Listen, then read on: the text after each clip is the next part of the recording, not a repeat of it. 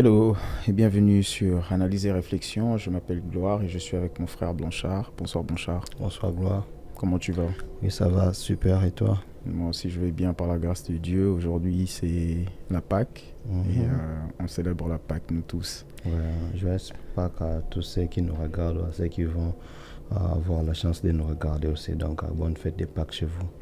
Bonne fête de Pâques à vous aussi de ma part. Et c'est avec un immense plaisir qu'on vous reçoit ce soir pour discuter de ce sujet qui est de la chrétienté. Vous savez que la Pâque, c'est une fête très importante pour les chrétiens parce que ça a changé l'histoire du monde, ça a changé les cours des choses, ça a changé l'histoire de l'humanité même quand cette histoire-là en particulier s'est passée. Qu'est-ce que ça représente au fait la Pâque pour toi, personnellement? Ouais, la Pâque, comme tu as dit, c'est quelque chose qui a changé le cours des événements, ça a changé la marche de l'humanité.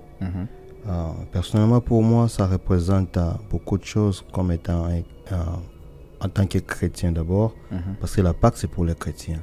Et étant chrétien, ça symbolise toute une vie d'un chrétien, dans le sens où Christ devrait naître, mais si c'est limité seulement à la naissance, peut-être rien ne se serait passé, on ne sera pas appelé chrétien, on ne le deviendra pas non plus. Bien sûr. Mais il a fallu qu'il meure, tu vois. Il devrait naître, oui, mais il a fallu, le point culminant de sa mission, c'était la mort. Bien sûr. La mort, c'est en fait l'accomplissement de sa mission. Tu vois, et c'est quand il meurt, parce qu'on ne devient pas chrétien à la naissance du Christ, comme ce qu'on a l'habitude de célébrer la Noël, la fête de Noël. C'est pas ça qui fait de nous des chrétiens, mais c'est sa mort, c'est sa fin, la fin de sa mission qui fait de nous chrétiens. C'est-à-dire, Jésus ne quitte pas vraiment Jésus, mais il passe de Jésus à Christ, parce qu'avant la croix, il n'est pas encore Christ, il est Jésus, fils de Joseph, fils de Marie. Mais c'est après la croix qu'il devient Christ. C'est après la croix que nous avons cet héritage dont nous avons aujourd'hui. C'est-à-dire, nous sommes devenus, je parle de nous, pas seulement de moi, mais nous sommes devenus un peuple élu, nous sommes devenus un sacerdoce royal, nous sommes devenus, il a fait de nous un royaume de sacrificateurs. Tout ce dont je suis en train d'énumérer ne se passe pas à sa naissance. Moi encore pendant sa vie. Mais c'est la mort ou après sa mort que nous devenons tout ce que nous sommes en train de devenir ici. C'est-à-dire, il nous donne tout un héritage à la croix. Le salut, le plus grand des héritages que nous obtenons de cette Pâque, c'est le salut que nous bénéficions en tant que chrétiens. C'est-à-dire, Christ nous donne sa vie, Christ nous donne son corps. Lui qui n'a point commis de péché, mais il a accepté de se faire passer pour un péché, pour que nous, les péchés d'alors, ou de jadis, que nous devenions plutôt, j'allais dire, des chrétiens, c'est-à-dire le châtiment qui nous donne la paix est tombé sur lui. Et ça s'est passé pendant la Pâque, ça s'est passé à la croix, tout ce que je suis en train d'énumérer ici. Donc tu vois, dans un clin d'œil, j'ai touché à beaucoup de points, et tout ça, quand vous les mettez sur la table, vous voyez que c'est beaucoup, alors beaucoup ce que Christ a pu faire pour nous. Et ça s'est passé où? À la croix. Donc, d'une manière générale, c'est ce que la Pâque représente pour moi particulièrement et pour tous les chrétiens en général. C'est-à-dire, nous obtenons le salut. Le salut à partir de... Et je crois que c'est plus accentué dans la résurrection parce que tout ce que Jésus avait fait, il y a des prophètes qui l'ont aussi fait avant lui et tout ça, pas tout nécessairement, mais il y avait beaucoup de points comme ça.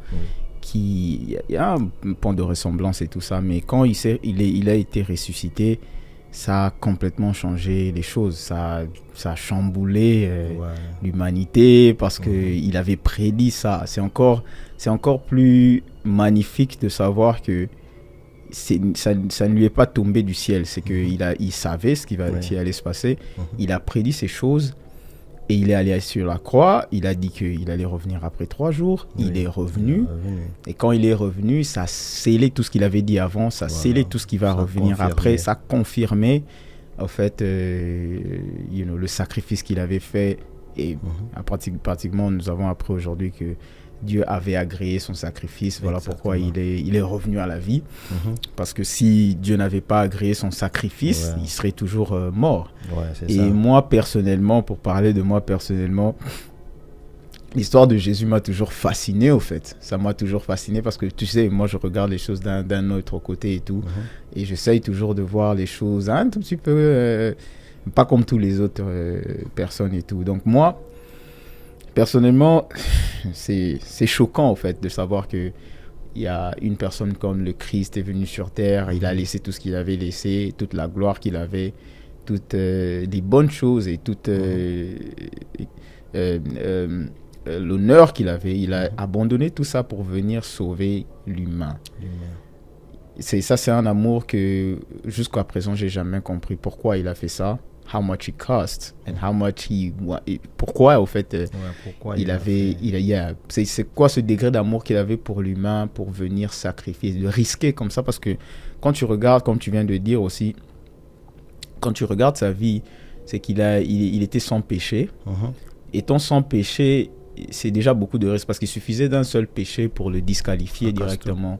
De donner une offrande qui serait agréable aux yeux de Dieu. C'était un combat constant de tous les jours, au fait, de rester pur, de rester saint, de rester au pied du Seigneur, de toujours vouloir plaire au Seigneur, de faire sa volonté et pas sa propre volonté à lui. D'ailleurs, tu le verras, tu vas te relancer. À un moment donné, il en a même eu marre. Non, bien sûr. Il a dit que Dieu, s'il y a moyen, éloigne cette coupe de moi. Éloigne cette coupe de moi. C'est-à-dire, c'était too much for him.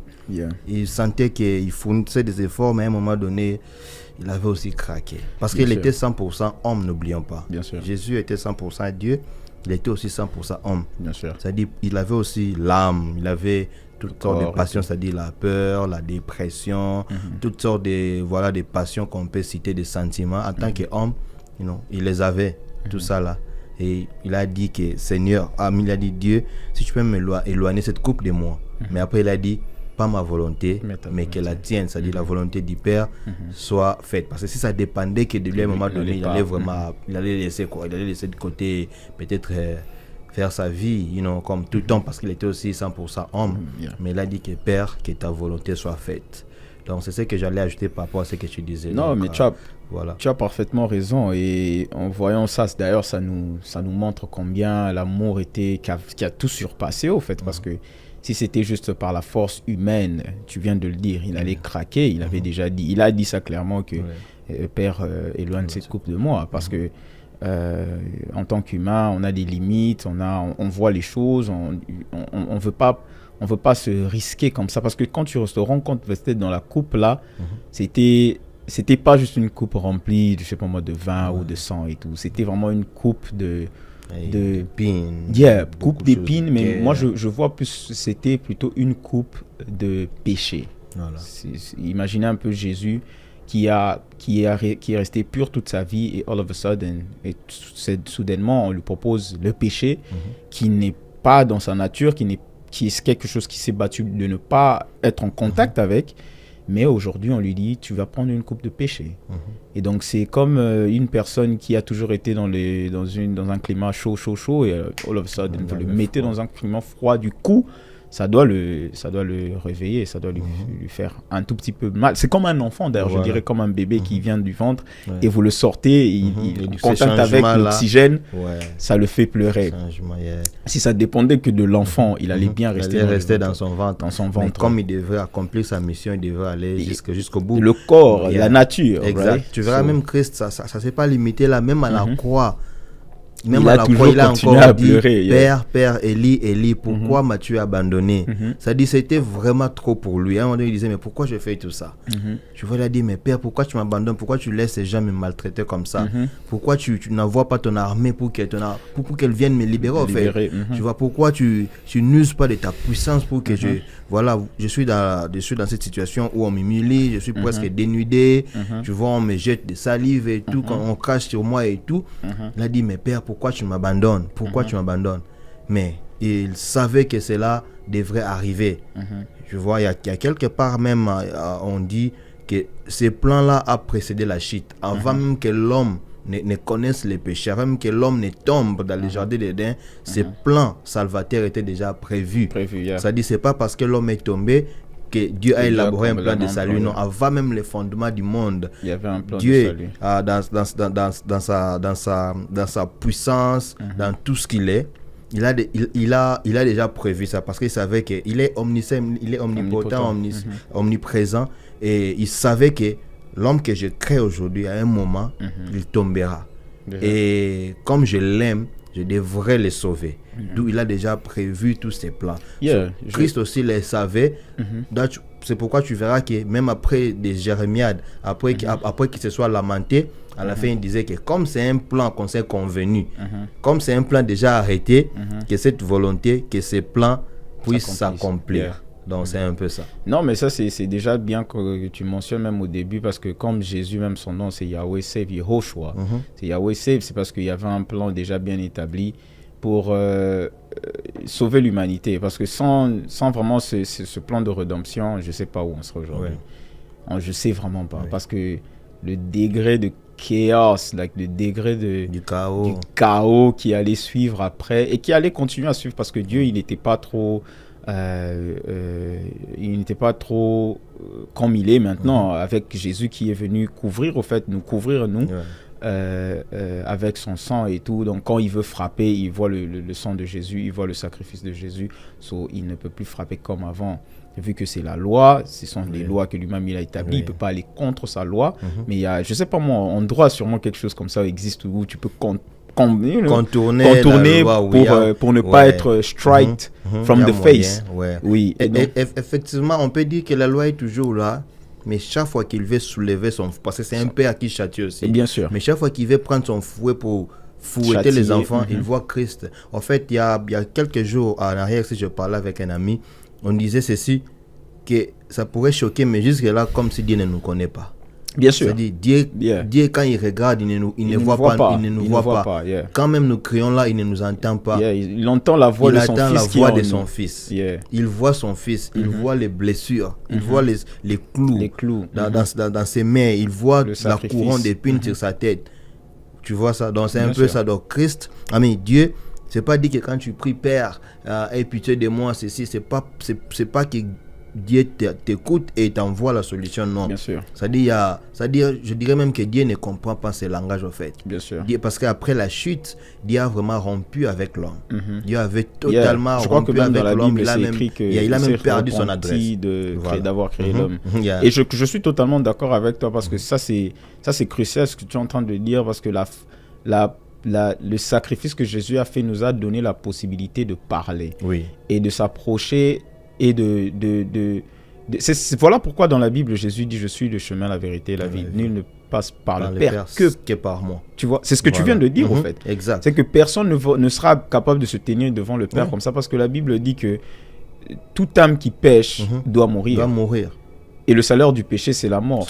Il suffit que tu pêches une seule fois pour que tu sois disqualifié au fait de cette opportunité de le rencontrer, de le parler. Et je pense que Jésus, l'œuvre qu'il a réalisée sur la croix, c'est one of the best one ever. C'est un grand héritage. Parce que moi, personnellement, this is how I see it, right? Ça, c'est comme ça que je le vois. C'est que Dieu a rassemblé la justice, l'amour et la miséricorde, tout en un, en même moment. Parce qu'il devrait normalement nous frapper, ça c'est sa justice, il ne peut pas nous frapper, il ne peut plus nous frapper vu que Jésus a montré son amour. Et il est mort pour nous sur la croix et on a été justifié. Et vu qu'on est justifié, c'est comme on est in a court of law, c'est comme si on était dans un court of law, c'est quoi encore? On est dans un jugement où le juge nous a déjà condamnés, mais vous avez une autre personne, par exemple toi qui vient, tu payes, moi je prends la place, moi je paye le prix pour cette personne, mais cette personne peut aller freely, cette personne peut aller librement et moi je prends sa place. Et je crois que c'est ce qui s'est passé, et je pense pas qu'il y a une religion qui come close to this, parce que j'ai étudié quelques religions ici et là et tout. C'est intéressant quand tu entends, mais quand tu fais le mariage entre la justice, l'amour et la misère, parce que si tu es Dieu, tu dois être juste. Et quand tu es juste, tu dois frapper. Ça veut dire que celui qui a commis le mal ne peut pas juste entrer au paradis juste pour entrer au paradis. Ouais. Parce que si toi, il te permet d'entrer au paradis avec les péchés que tu as déjà commis, et moi, il refuse de me faire entrer au paradis, il devient injuste. Comment il va faire pour balancer les deux situations? Right? Imagine un peu combien d'humains qu'on a sur la terre comme ça, dire que everybody's just gonna go to hell. I mean, everybody's gonna go to heaven. Parce que si tu dis que tout le monde ira au paradis, ça crée un autre problème. Ouais. On va pas fournir d'efforts. On va pas fournir d'efforts. Le mal n'existe pas. Dieu, voilà, tout parce est que permis. tout est permis. Celui qui va faire ce qu'il fait, c'est juste what happened. It's not good, it's not bad. Alors, pourquoi good and bad doesn't exist? Pourquoi le bien et le mauvais n'existent pas pendant qu'il y a la justice qui existe dans la terre? Ça veut dire que si tu fais le mal, tu mérites de payer le prix pour ce mal. Il y a de ton mal. C'est la justice qui va descendre sur toi. Le juge va te juger, tu vas faire la prison. Voilà. Si les juges ont la capacité de comprendre que cette personne a enfreint les lois et il doit faire la prison, à combien plus forte raison que Dieu qui a créé la loi même va nous laisser partir sans payer le prix au fait de nos péchés. C'est ça. Parce que quand on pêche, on ne pêche pas forcément contre la personne, on pêche contre Dieu. Contre Dieu. Parce qu'entre nous, comme ça, il suffit qu'on oublie Dieu. C'est fini. C'est fini. Nous, on fait ce qu'on veut. Ouais. Moi, je te tue, tu me tues. Si tu me tues avant moi, tu gagnes. Si moi, je tue avant toi, moi, je gagne. Et personne n'a le droit de me dire quoi que ce soit tant que ce que je fais, je pense que c'est bien. Et ça m'aide dans ce que moi, je veux atteindre comme objectif. Exactement. Tu vois? Mais maintenant, le Dieu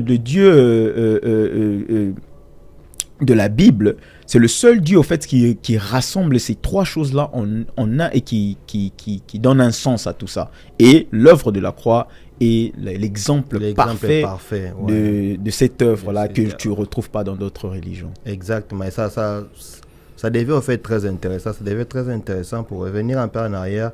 Quand on parlait du langage de l'homme que Dieu n'entendait pas, qui n'écoutait pas, tu verras même que dans l'ancien temps, non, d'abord au jardin d'Éden, quand Adam et Ève mangent les fruits et tout, Dieu vient. Il avait l'habitude de les trouver quelque part. Mais il vient là-bas, ce jour-là, Dieu avait perdu l'adresse, en fait. Mais je vous ai laissé ici, vous êtes où? Dieu vient, il demande, mais Adam, où es-tu? Tu es où? Alors que chaque fois qu'il venait, il ne demandait pas. Il les voit, il les trouvait juste là où il les laissait. Mais ce jour-là, cette fois-là, quand il vient, il ne les trouve pas. Il perd l'adresse. Quelque chose s'est passé. Ouais, quelque chose s'est passé. Dieu a perdu l'adresse de l'homme. Tu vois? Et même, tu verras dans l'ancien temps, dans l'Ancien Testament, chaque fois que les hommes devraient communiquer avec Dieu, on devrait déléguer un souverain sacrificateur. C'est lui et lui seul qui avait le droit d'entrer dans les lieux très saints pour parler directement avec Dieu. Bien sûr. Prendre les directives, implorer la miséricorde de Dieu et tout ça. Tu vois, l'homme ou les hommes en général ne pouvaient pas approcher. Il fallait déléguer quelqu'un et c'était pas aussi facile. Et d'ailleurs, les hommes ne s'en sortaient pas. Et d'ailleurs, je veux ajouter même, quand tu regardes les Lévitiques, tu peux comprendre qu'il y a 300 et quelques lois pour juste être capable de s'approcher de Dieu. Tu dois t'habiller d'une certaine façon, tu dois te raser d'une certaine façon, tu dois entrer d'un pied, tu ne te retournes pas. Il y a beaucoup de lois comme ça juste pour s'approcher dans cet hôtel là où il y avait les saints des saints. Et c'était pas donné à tout le monde. Et beaucoup de sacrificateurs ont péri. Et d'ailleurs, il y a une histoire où pendant que l'arche était en train de se déplacer, il y avait un monsieur avec un bon cœur qui voulait aider pour que l'arche ne tombe pas, mais malheureusement il a été frappé malgré son bon cœur. Mais la loi, c'était la loi et ça s'est appliqué sur lui, même s'il avait un bon cœur, pour que l'arche ne tombe pas. Donc on peut clairement voir que Dieu, on a des histoires comme Sodome et Gomorrhe et tout, Noé et tout. Donc, on a affaire à un Dieu, des fois on oublie au fait que c'est un père qui châtie. Et quand il châtie, il ne châtie pas comme nous là, les humains. Vraiment. Il châtie, il ouvre la terre, il vous engloutit. Il a fait avec Sodome et Gomorrhe. Bien sûr. Il a fait pendant le temps de Noé. Il frappait, et quand il frappait, c'était sans précédent. Mais c'est là où maintenant on comprend les beauty, la beauté de l'œuvre de la croix. Dieu est resté ce qu'il est. Et chaque fois qu'il veut prendre les fouets, il voit les plaies. Il voit le sang de son fils. Et ça adoucit son cœur.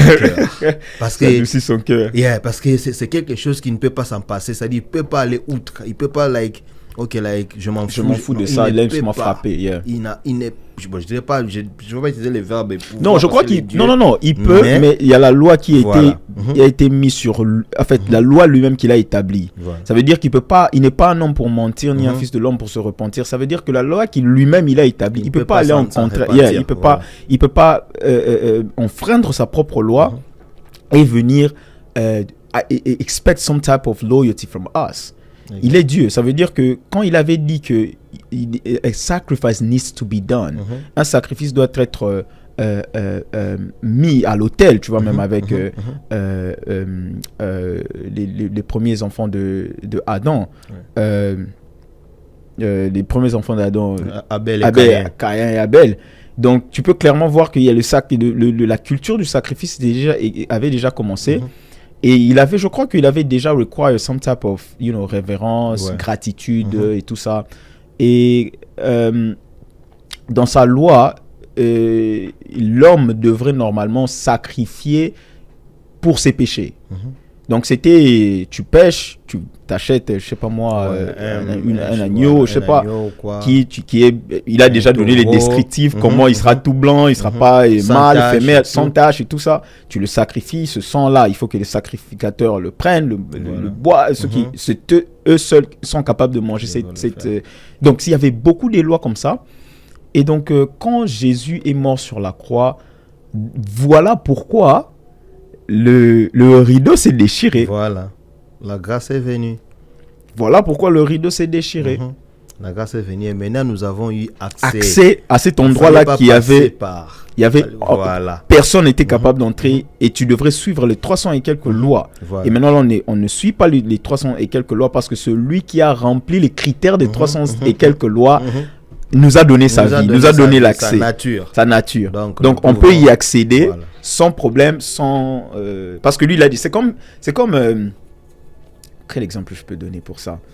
C'est comme quelqu'un qui a déjà une carte d'accès pour, je sais pas moi, the White House ou something. Voilà. Et il te donne cette carte-là pour y accéder dans le White House. Et lui, il a rempli tous les critères et sa carte va passer. Il suffit juste de présenter son nom. Son nom. C'est pas moi, mais c'est lui. C'est pas lui, c'est lui. Parce qu'on dit même, c'est pas moi qui vis, mais c'est Christ qui vit en moi. Donc, dès que Christ vit en toi, c'est-à-dire tu accèdes. Tu as accès, quoi. Tu vas. Exact. Et d'ailleurs, ça s'est fait parce qu'avant, je pense que c'était juste une seule fois l'année que les sacrificateurs devraient aller parler à Dieu et qu'on sort. Mais maintenant, on le fait à n'importe quel moment. Tu peux, être sur ton lit, dans ta chambre, tu peux entrer en contact. Tu peux dans la cuisine, tu peux au boulot, tu peux être en train de conduire, tu peux avoir accès. Tu vois, donc... Non, mais ça c'est beau parce que je viens de réaliser que Jésus est le réseau Internet entre nous et Dieu. Exactement. Tu vois? C'est lui qui établit cette verticalité, c'est lui qui permet la connexion. Si tu te connectes au Christ directement, tu as accès à cette ligne-là que tu peux appeler anytime you want. Exact. And it's free. Il n'y a pas d'interférence. Exact. Il n'y a pas d'interférence, il n'y a pas de fuite des réseaux, juste be focus, juste croire en ce que tu fais et tu vas atteindre le Père. Bien tu sûr. vas vraiment atteindre le Père par Christ. Par Christ, parce qu'il a nettoyé au fait. Il a balisé les chemins, il a tout préparé. D'ailleurs, c'est pas pour rien qu'il est le chemin. Bien sûr. Il n'a pas de chemin, mais il est le chemin. Et non seulement ça, il est la vérité. Il est la vérité. C'est encore pire, tu vois. Non seulement qu'il est le chemin, c'est qu'il te donne même la vérité, quoi. Il est la vérité, il te transmet la vérité, il te donne le chemin, il dit qu'il est la vie. Donc tu as la vie en lui. You have everything, actually. Donc tout ça, ça se résume. C'est tout ce qui constitue, en fait, l'héritage dont on a bénéficié des Pâques. Okay. Parce que si Christ n'était pas mort, tout ça, on n'allait pas avoir tout ce qu'on est en train de décrire ici. On n'allait pas l'avoir, mais par quel moyen? Parce que personne ne pouvait remplir les lois de Dieu. Personne. Les lois données par Moïse et tout, les 10 commandements et tout. Personne n'était à mesure de remplir toutes ces lois. Et on est tous bités, même les grands prophètes. Bien sûr. Et tous n'arrivaient pas. Parce que sinon, s'ils arrivaient, l'humanité serait déjà sauvée. Bien sûr. C'est parce qu'ils ont échoué eux-mêmes. En commençant par Moïse lui-même, qui a commencé par se fâcher. Il avait déjà... commençait déjà à violer la loi, avoir des problèmes avec la loi. Il n'a pas pu, personne n'était à mesure de parfaire cette œuvre. Parce que Christ vient et parfaire ça. Et moi je pense plutôt que tu as totalement raison. Et quand tu regardes la beauté de cette histoire, c'est encore Jésus, Son histoire n'a pas commencé au fait quand il est mort sur la croix ou quand il est ressuscité. Son histoire a commencé avant sa naissance. Voilà. Au fait, pour que son sacrifice soit accepté au point qu'il soit sans péché, il fallait retracer toute sa vie pour qu'on soit réellement sûr que cette personne a rempli qui a rempli les critères qu'il fallait. Parce que quand tu regardes avec Moïse, il était né dans sa famille et puis il est allé en Égypte, il a fait ce qu'il allait faire. Au moment qu'il a commencé à faire, Dieu, il ne ferme pas les yeux devant les péchés. I mean, si tu n'as pas le Christ, of course. Yeah. Quand tu n'as pas le Christ, tu n'as pas de covering. Right? Tu n'as pas quelque chose qui te couvre pour que Dieu ne te frappe pas directement. Donc, quand Moïse était encore dans la maison de Pharaon et tout ça, quand il faisait ses péchés-là étaient comptés. Et donc, ça l'avait directement disqualifié. Donc, des prophètes sont venus comme ça, ils ont connu l'Éternel quand ils ont grandi et tout. Et ils ont eu affaire, vous avez Moïse, vous avez beaucoup d'autres, Élie et tout. Donc, le seul Jésus, on a retracé déjà sa naissance, était quelque chose d'incroyable. Ouais. Donc, on a la naissance qui est déjà quelque chose d'incroyable. On a sa jeunesse et tout. Et quand il a commencé à grandir, jusqu'à la fin, vous avez clairement en fait un record de la vie de cette personne. Et la résurrection, en fait, a confirmé que cette personne n'était pas en train de mentir. Parce qu'avec Jésus, je dis toujours aux gens qu'ils ont deux options. C'est ou un menteur. Et la première personne qu'on va juger le jour où, s'il fallait que Dieu nous juge, il jugera Christ pour le mensonge qu'il nous a fait gober. Et la deuxième personne, c'est chacun de nous. Mais si, en tout cas, c'est pas un mensonge et que c'est la vérité, si c'est la vérité et que ce qu'on a cru, on a vraiment cru en ça, comme il nous demande d'y croire et d'y mettre notre vie, alors on est vraiment béni. Ouais, on est béni. On est vraiment béni. Béni et sauvé. Bien donc, sûr. C'est ça en fait les résumés de l'œuvre de la croix. Donc les gens pensent que vous racontez des histoires et tout, mais nous les vivons aussi. Nous vivons tout cela parce que chaque fois que nous implorons la miséricorde de Dieu, nous voyons sa main. Chaque fois que nous citons le nom de ce Jésus-là, c'est Jésus-Christ mort à la croix, nous voyons les œuvres, nous voyons les miracles et nous les vivons. Donc c'est pas juste des racontards, c'est pas juste que non, des histoires à dormir debout, non. C'est vraiment une réalité qu'un homme pas serait venu, mais un homme est venu sur cette terre des hommes. Il a vécu comme toi et moi, et il est mort à la croix, une mort honteuse, une mort qui l'a vraiment humilié, mais après 3 jours, il est sorti du tombeau, il est sorti vivant, il a vaincu la mort, il a vaincu le royaume des ténèbres, il les a dépouillés, la Bible dit, il les a livrés en spectacle, et il nous a rendus de victorieux. Nous sommes plus que vainqueurs par Christ. Et la grâce est venue parmi nous. La grâce est venue habiter avec nous et en nous. Et tout ça par Christ. Tout ça à cause de l'œuvre de la croix. Bien sûr. Donc, c'est quelque chose, je pense qu'on ne saura même pas décrire. Donc, on se mettra ici à faire des ramifications, à ajouter des choses après choses, parce que c'est tellement plein. Juste cette œuvre-là, c'est une œuvre, mais qui ressort beaucoup de choses d'elle. Il y a beaucoup de choses qui en découlent. Alors beaucoup. Bien sûr. Mais le plus important, c'est qu'on peut vraiment retenir de ça, c'est le salut. Bien sûr. C'est le salut qu'on a en Christ. Parce que il y aura l'éternité. Bien sûr. Elle est certaine, cette éternité. C'est-à-dire, ce pèlerinage passera, mais après, il y aura une éternité. Et cette éternité, c'est-à-dire le salut, c'est Christ qui nous le donne. Cette vie éternelle, c'est tellement précieuse que tu peux même accepter de souffrir. Bien que je ne le supporte pas, mais tu peux même accepter de tout abandonner sur cette terre, mais de ne pas manquer cette vie éternelle. Cette vie éternelle, il n'y a que Christ qui la donne. Il n'y a que Christ. Il est le chemin, la vie et la vérité. Il n'y a que lui. Il n'y a pas d'autres options. Tu n'as pas à dire, ok, voilà, je vais voir ça, mais si ça ne tient pas, je vais revenir. Non. C'est-à-dire, il n'y a que Christ. Et aussi, il faut savoir saisir le temps, parce que quand il partait, il disait, je m'en vais, mais je reviendrai vous prendre. Parce que vous n'êtes pas d'ici. Vous êtes ici, mais vous n'êtes pas d'ici. Vos places sont dans la demeure du Père. Je reviendrai vous prendre. So, tu n'as pas d'option parce que quand il reviendra, certainement il reviendra. Et il ne prendra avec lui que ceux qui avaient cru à ses messages, à son message, ceux qui ont cru à son œuvre de la croix. Et ceux qui nous regardent, donc les frères et ceux qui nous regardent, ils doivent vraiment retenir qu'ils n'ont pas des options. En tout cas, même pas une option et demie. Ils n'ont pas d'autre chance. Là, ok, je tente ça, bon, je verrai comme ce dicton qui dit que tout chemin mène à Rome. Non, ça s'applique pas avec Dieu. Il n'y a qu'un seul chemin.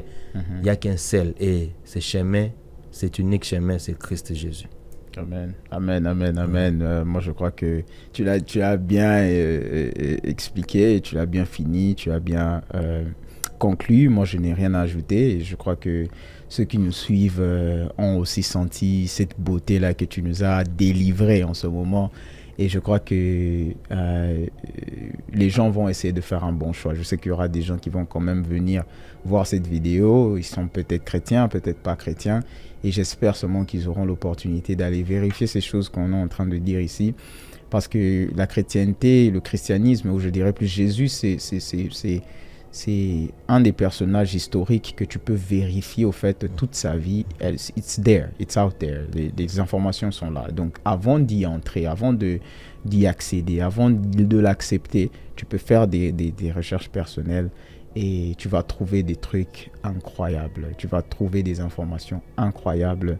Et si vraiment tu cherches la vérité, tu vas trouver la vérité parce qu'il dit qu'il est cette vérité dont tu es en train de chercher.